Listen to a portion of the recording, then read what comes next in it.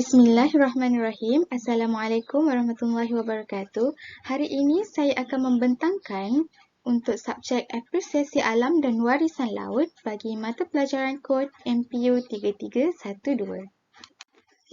Saya Nur Rabiatul Adawiyah binti Rozaman, iaitu nombor matrik S59006 dari Program Sarjana Muda Pengurusan Pelancongan dengan Kepujian dan dari Fakulti Perniagaan Ekonomi dan Pembangunan Sosial.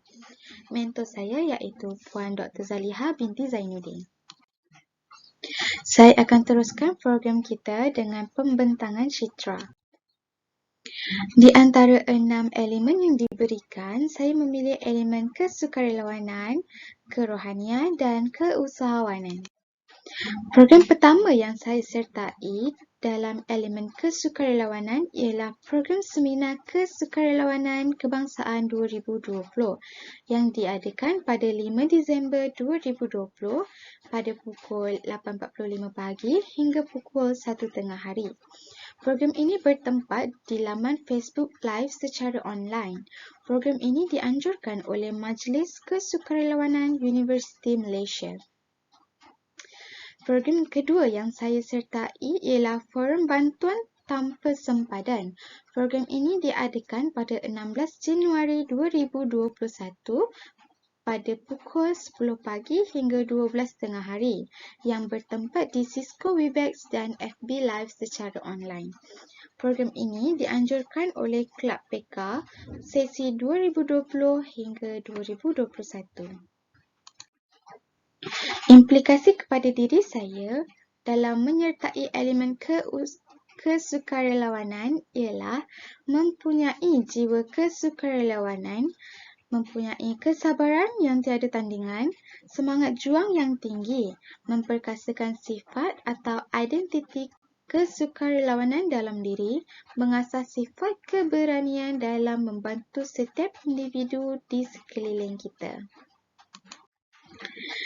Ini ialah lampiran bukti pernyataan saya.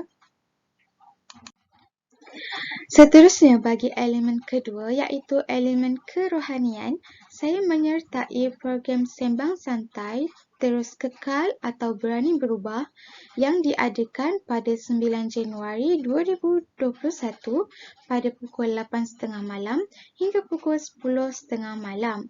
Program ini diadakan di Cisco Webex secara online dan program ini dianjurkan oleh Kelab Pengurusan Surau Kolej Kediaman Tunku Kursia. Program kedua yang saya sertai ialah program Antara Harta atau Hati. Program ini diadakan pada 15 Januari 2021 pada pukul 8.45 malam hingga pukul 10.30 malam. Program ini bertempat di Cisco Webex juga secara online yang dianjurkan dari Kelab Pengurusan Kaunseling PK UMT. Program terakhir saya ikuti bagi elemen kerohanian ialah Majlis Bacaan Yasin dan Ceramah perdana yang diadakan pada 21 Januari pada pukul 8.30 malam hingga pukul 9.50 malam yang diadakan di Cisco Webex secara online dan dianjurkan dari Persatuan Mahasiswa Anak Terengganu Permata. Ini ialah lampiran bukti saya menyertai program ini.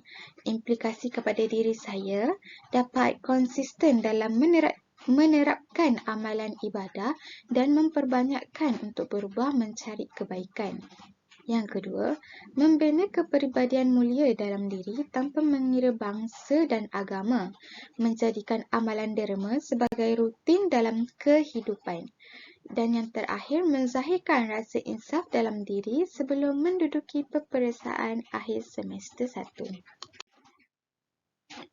Elemen terakhir iaitu elemen keusahawanan, saya telah mengikuti program Startup of a Siswapreneur.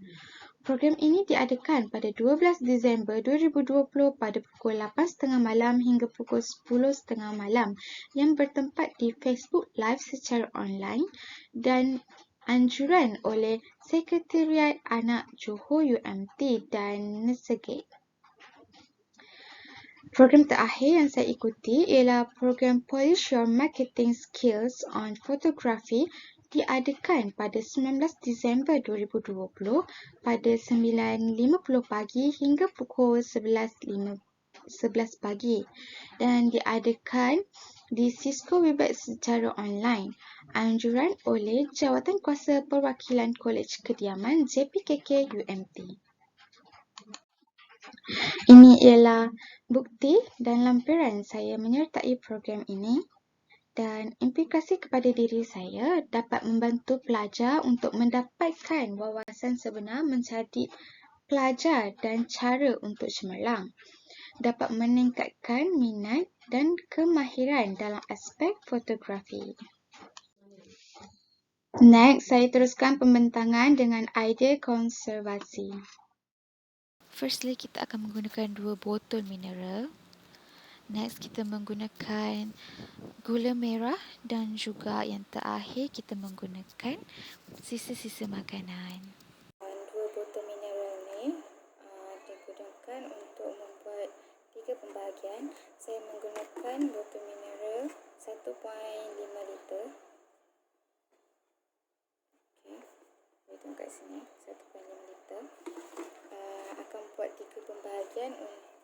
Yang pertama jadi base, yang kedua tempat bahagian kita letak kita punya sisa makanan dan juga penutup dia.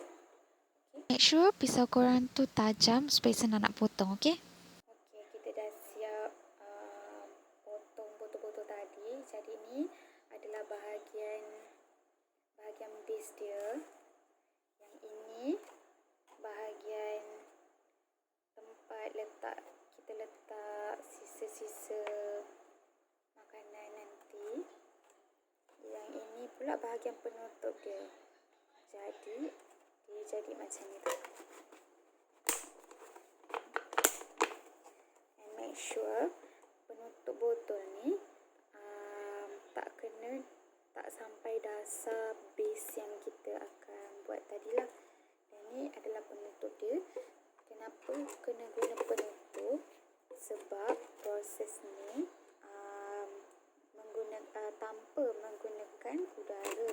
Jadi kena tutuplah supaya bahan-bahan tadi boleh bakteria boleh membiak dengan baik. Jadi macam ni nanti. Okey. And nanti kita punya bahagian tempat letak makanan, sisa makanan tadi akan buat lubang-lubang supaya air rembesan tu akan turun ke bahagian base lah. Okey. Nak buat lubang ni tak kisah guna apa-apa bahan sekalipun. Saya cuma menggunakan pemateri je. Sebab senang dan juga mudah untuk saya buat lubang tu lah. Okey, next kita akan gunakan mungkin dalam segenggam gula merah dan juga sisa-sisa makanan lah saya menggunakan. Sisa makanan saya menggunakan kulit bawang, ada juga sikit kulit telur dan juga kulit kentang. Jadi saya akan masukkan dekat dalam ni, dalam segenggam macam tu. Macam tu. Dan kita boleh gaulkan dia lah. Fungsi gula merah ni dia akan membantu bakteria yang ada dekat dalam sisa makanan supaya dapat membiak dengan cepat. Okey. So kita gaul sampai sebati. Dan siap. Okey, next kita akan masukkan sisa makanan tadi dengan campuran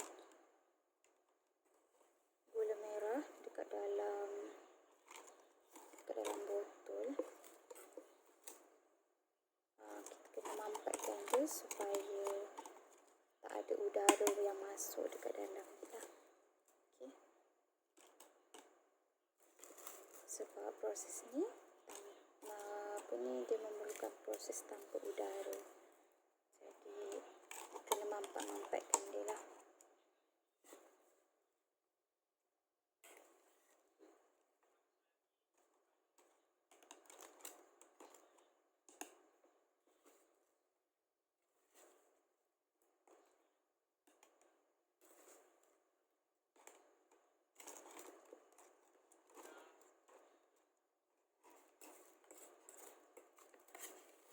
Dia tak ada bau pun. Dia campuran bau manis, asam-asam sikit, macam tu je.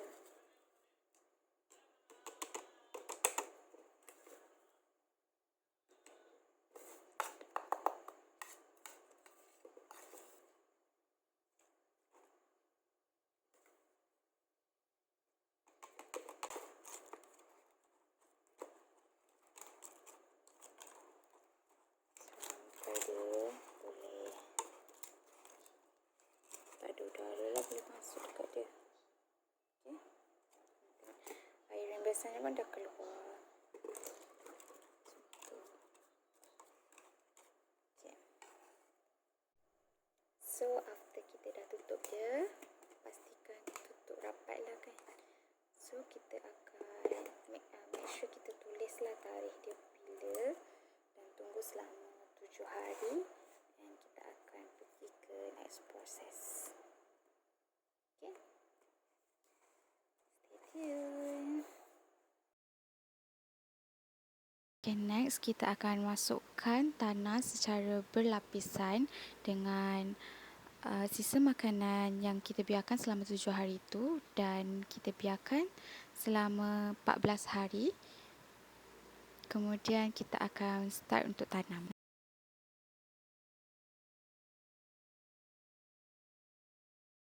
Okay, dekat sini kita dapat tengok bakteria membiak secara aktif dekat dalam tanah ya. Okey, inilah hasil tanaman saya. Kita dapat tengok dekat sini saya ada tanam banyak sangat tumbuhan, iaitu mint. Yang ini daun sop, yang ini ibu saya yang request. Jadi saya tanamlah, dan saya ada tanam juga pokok mango dan mint juga. Dan yang ini adik saya yang tanamlah, iaitu pokok mango juga. Khasiat daun pudina ialah sebagai perangsang dan membantu proses penghadaman, dijadikan ubat sapu untuk merawat sakit selesema, sakit kepala, kekejangan otot dan sakit-sakit badan. Penyelesaian terbaik untuk masalah kembung atau angin perut, menjadikan ramuan utama kepada ubat gosok dada dan minyak urut untuk melegakan simptom sakit pernafasan. Dan yang terakhir, memberikan kesegaran sepanjang hari. Sekian, terima kasih.